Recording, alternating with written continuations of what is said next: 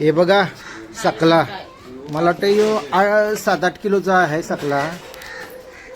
आणि आमची गीता बघा बाकीच कापते त्याला.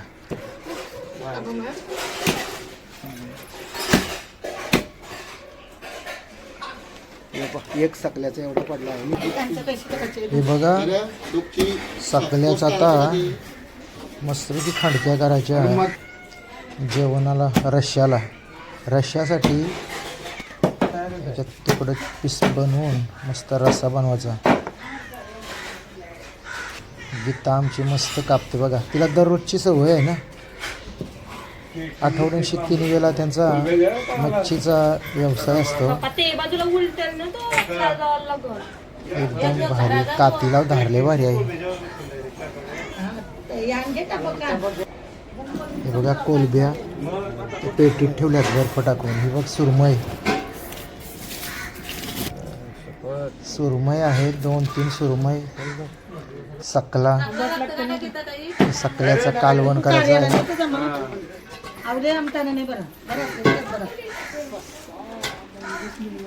मस्त बघा. इथे चंद्रकांत कोलबी बनवते, कोलबी साफ करते. बघा सुरमई घेतली. सुरमईला आता मस्त कटिंग करायची.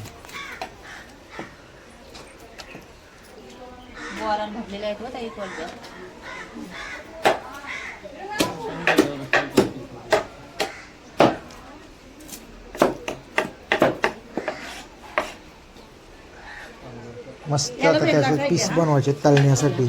सुरमईचे फ्राय बनवण्यासाठी बघा कसे एकदम भारी.